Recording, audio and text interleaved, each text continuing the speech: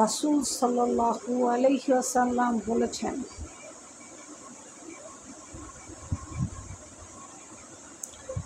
তোমরা দুইটা জিনিসের গ্যারান্টি দুনিয়াতে দিয়ে আসবা।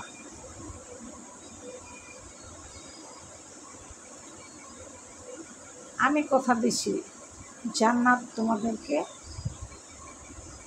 আমি দিব। তুমি দুইটা জিনিসের গ্যারান্টি আমাকে দিবা, জান্নাত দিবা আমি তোমাকে। আমি নবীর ঘোষণা এটা। দুইটা জিনিস কি? এই দুনিয়ার জমিনে আপনি কোন দুইটা জিনিসের কথা আমার নবীজি বলছে আপনাকে, আমরা সে বিষয়ে আজকে আলাপ করব। আপনি যদি দুইটা জিনিসের গ্যারান্টি মৃত্যুর আগ পর্যন্ত দিয়ে চাইতে পারেন, আপনার জান্নাত নিশ্চিত ইনশাআল্লাহ। আপনি জান্নাতে যাবেন নিশ্চিত, এটা ইনশাআল্লাহ আমার নবীর ঘোষণা। অনেকে আমাকে প্রশ্ন করছে যে আপু, নবীর ঘোষণা দুইটা জিনিসের হেফাজত যদি আমরা করে যেতে পারি তাহলে জান্নাত নিশ্চিত আমার নবী ঘোষণা করছে। আপনার যদি জানা থাকে তাহলে আপনি একটু আমাদেরকে বলেন। অবশ্যই আমি বলব, কেন নয়।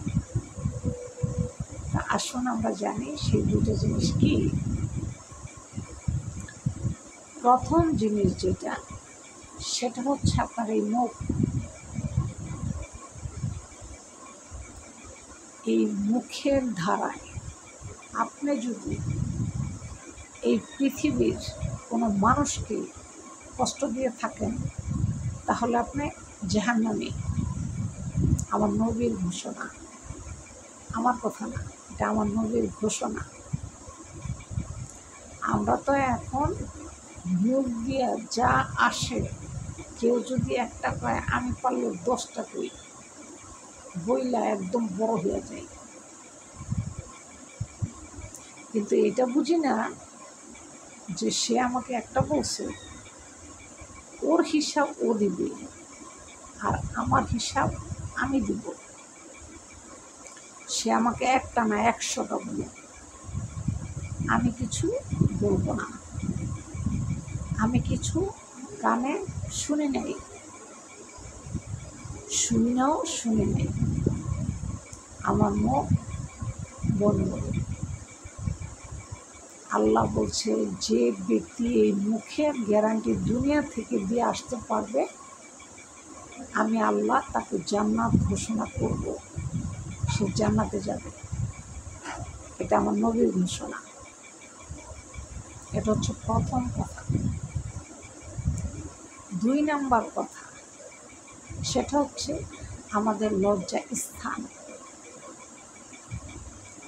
যে লজ্জা স্থান এই পৃথিবীর কেউ দেখার অধিকার নেই, শুধু একমাত্র স্বামী ছাড়া। আপনি এই দুইটা জিনিসের গ্যারান্টি আপনি যদি দেয়া পৃথিবী থেকে দিয়ে যাইতে পারেন কবরে, আমার নবীজি ঘোষণা করছে জান্নাত নিশ্চিত আপনার জন্য।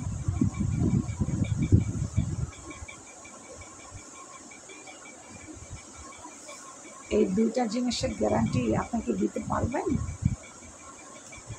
কে কে পারবেন আর কে কে পারবেন না অবশ্যই কমেন্টে জানাবেন।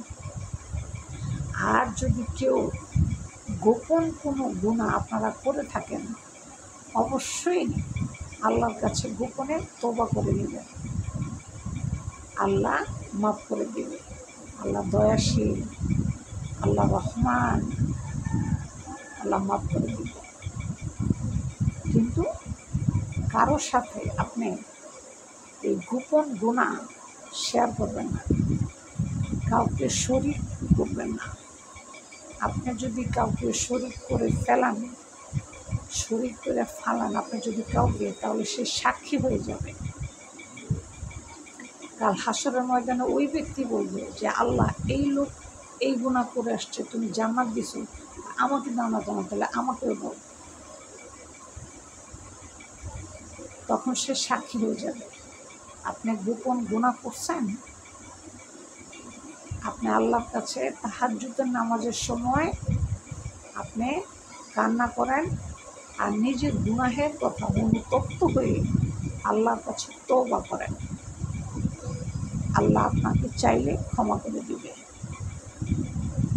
অবশ্যই আল্লাহ চাইলে ক্ষমা করে দিবে। কিন্তু গোপন গুনার কোনো সাক্ষী আপনি রাখবেন না, কাউকে বলবেন না, এটা বলা ঠিক না। আর কোনো গুনাহ হয়ে গেছে সাথে সাথে ইস্তেগফার করবেন। কোন ইস্তেগফার করবেন আসুন আমরা সেটা জানি। আল্লাহুম্মা আনতা রব্বি লা ইলাহা ইল্লা আনতা খলাকতানি ওয়া আনা আবদুকা ওয়া আনা আলা আহাদিকা ওয়া ওয়াদিকা মাস্তাতাতু আউযু বিকা মিন শাররি মা সানাতু আবু লাকা মিন শাররি মা সানাতু আবু লাকা। এটা হচ্ছে আপনার সাইয়্যিদুল ইস্তিগফার। নিচেরটুকু আমার এখন খেয়াল আসতেছে না, তো এটা আমি অবশ্য না দেখেই পড়ি, এখন আমার খেয়াল আসতেছে না। এটা হচ্ছে সাইয়্যিদুল ইস্তিগফার, ইস্তিগফারের শ্রেষ্ঠ ইস্তিগফার। ঠিক আছে?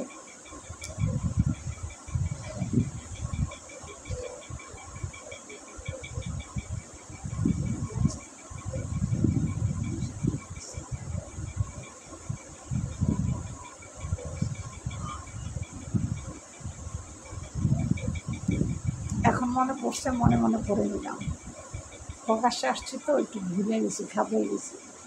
তো যাই হোক, আপনি সাইয়্যিদুল ইস্তিগফার আপনি ইউটিউবে সার্চ দিবেন, চলে আসবে। ইস্তিগফারের শ্রেষ্ঠ ইস্তিগফার হচ্ছে আপনার সাইয়্যিদুল ইস্তিগফার। এই ইস্তিগফার পরে আপনার মন থেকে তওবা করবেন, ইনশাআল্লাহ আল্লাহ আপনাকে মাফ করে দেবেন। পরবর্তীতে এই পৃথিবীতে যতদিন বেঁচে থাকবেন এই গুনাহ আর করবেন না, তাহলে আল্লাহ আপনাকে ক্ষমা করে দেবে। পুরো ভিডিও জুড়ে আমার সাথে থাকার জন্য অসংখ্য ধন্যবাদ। আজ এই পর্যন্ত, ভালো থাকবেন। আল্লাহ হাফেজ।